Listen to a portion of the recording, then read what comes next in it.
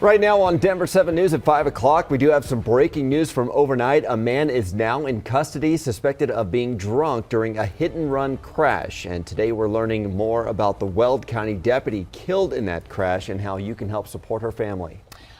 Days after the funeral for Arvada officer Dylan Vakoff, the man connected to his killing will appear in court today. The charges expected to come down.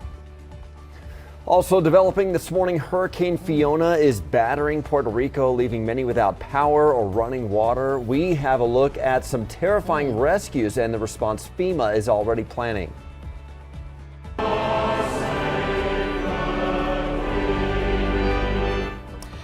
And the public farewell for Queen Elizabeth II is now over. What the royal family plans to do next privately in honor of their mother and grandmother. Quite a sight yesterday. Oh, it was so elaborate. There was so much to it. It was fascinating to see. Good Tuesday morning to you. I'm Brian Sanders. And I'm Nicole Brady.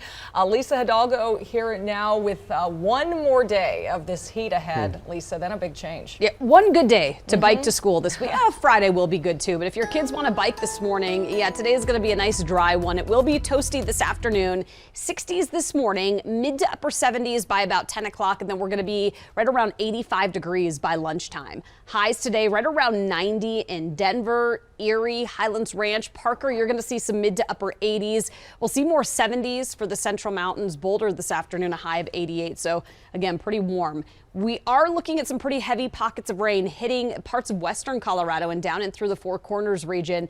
Starting later today and tonight, we'll take a closer look at that, but we do have some flood concerns there shaded in green, and rain's going to hit the metro area. Expect to see some wet roads throughout the day tomorrow and again on Thursday. I'll show you just how much cooler it's going to get too, Jason, coming up. And speaking of rain and water, we have some water where water shouldn't be right now, spewing from the roadway, as you can see on that drive at Wadsworth, right there south of I-70. This happened early this morning. Wheat Ridge Police was shooting this video, and look at that water spraying up out of that water main break that was hit. That excavator was unmanned when it fell into the hole and then where they broke the water main apparently. And so we do have one lane open as you take a look at the map out this way.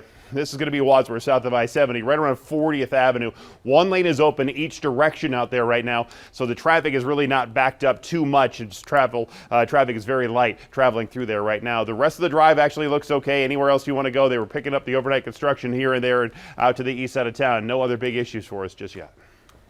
Well, breaking overnight, a man is now in custody in connection with the death of a Weld County Sheriff's deputy. Octavio Gonzalez Garcia was arrested about 10:15 last night in Fort Collins and then returned to Greeley. Investigators say there is evidence he was drunk when he crashed into Deputy Alexis Heinutz Sunday. She was riding her motorcycle into work and would have turned 25 this Sunday. She joined the sheriff's office back in 2018. The Weld County Sheriff's Office is now collecting donations to help her family with funeral costs. We have more details on Denver7.com. Meanwhile, just days after Arvada laid to rest fallen police officer Dylan Vakoff, the suspected shooter in his death will be in court today. Denver 7's Kristen Lopez joins us live now with the charges the district attorney plans to announce against Sonny Almanza. Sonny Almanza was formally charged Monday. Today he will be making his second court appearance here in Jefferson County. He is facing 11 charges in the deadly September 11th shooting that killed Officer Dylan Vakoff and injured another woman, Mercedes Lopez. Almanza was also shot during the exchange, but he was taken into custody last week after he was released from the hospital. His charges include first-degree murder of a peace officer and criminal attempt to commit murder in the first degree. Now, we know the entire community has been mourning the loss of Officer Vakoff, and before Arvada City Council meeting last night, Mayor Mark Williams took a moment to honor Officer Vakoff, calling him a, quote, homegrown hero. It particularly hard for us in Arvada because it was the second line of duty police officer death in 15 months. This reopened wounds for our police department, for our city team, for each of us on city council, and our entire community.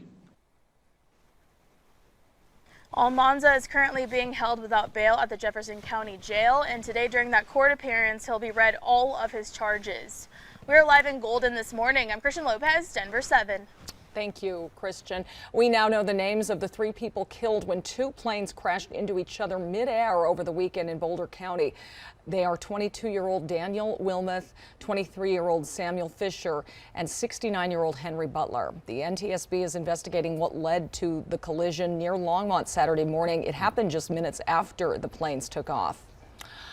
The FBI is looking into whoever called in a series of threats at schools across Colorado yesterday. East High School in Denver was one of them. The building was evacuated after a 911 caller claiming to be a teacher said there was an active shooter.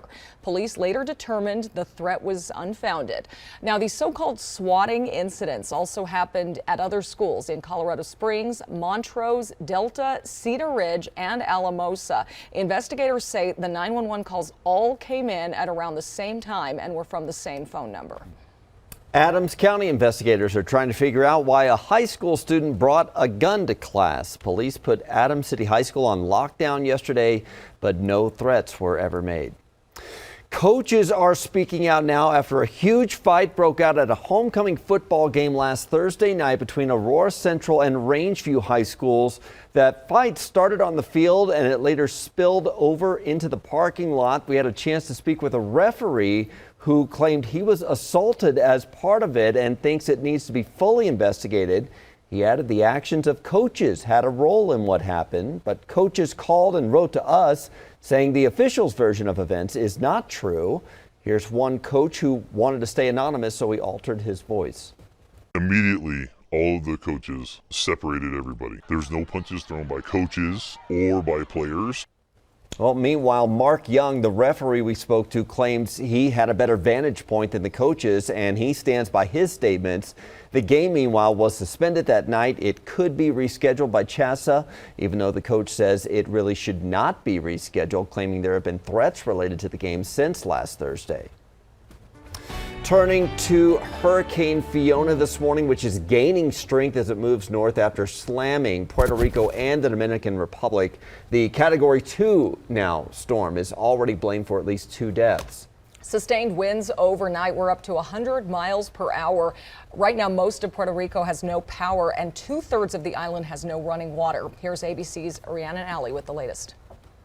This morning, Hurricane Fiona is strengthening and is expected to turn into a major hurricane as it barrels towards Turks and Caicos. Fiona already causing widespread destruction in Puerto Rico, dumping up to 30 inches of rain. Along Puerto Rico's coast, the streets in many towns look more like canals, block after block of homes and businesses surrounded by water. The powerful winds knocking out power to nearly everyone on the island, many now doubting the government's claim that the power can be restored within days. So far, more than 1,000 people have had to be rescued. At least one person has died. The water, she says that the water was running just like this, but inside of her house. Ruben Ramos and his mother called 911 Monday. It took firefighters 7 hours to reach them. What was it like when the firefighters arrived? ¿Cómo sintieron cuando los bomberos llegaron? Oh, Felicidad, que estamos a salvo. Felicidad, you were happy, you were relieved. Happy. President Biden spoke to Puerto Rico's governor from Air Force One on his way back from Queen Elizabeth's funeral.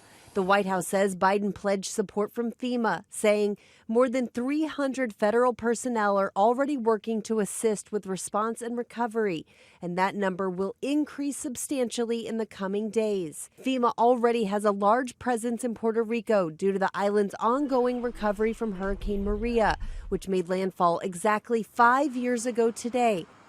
Rhiannon Alley, ABC News, New York. In Mexico, at least one person has died after a powerful 7.6 earthquake hit off the southwest coast of the country. There are reports of damage near the epicenter, which is in the state of Michoacan. And ironically, the earthquake happened less than an hour after a nationwide earthquake drill. It also happened on the same day earthquakes hit the country back in 1985 and 2017. President Biden and the First Lady are back in the U.S. after joining hundreds of heads of state and dignitaries from around the world at a funeral to honor Queen Elizabeth. Britain's royal family is now starting a week of private mourning. The Queen was laid to rest after a ceremony at Windsor Castle. Her imperial state crown, scepter, and orb were placed back on velvet pillows, signaling the end of her reign. It's really sad that we have had a week as a nation to adjust to this. British newspapers, meanwhile, are reporting King Charles' coronation will likely take place next spring or summer.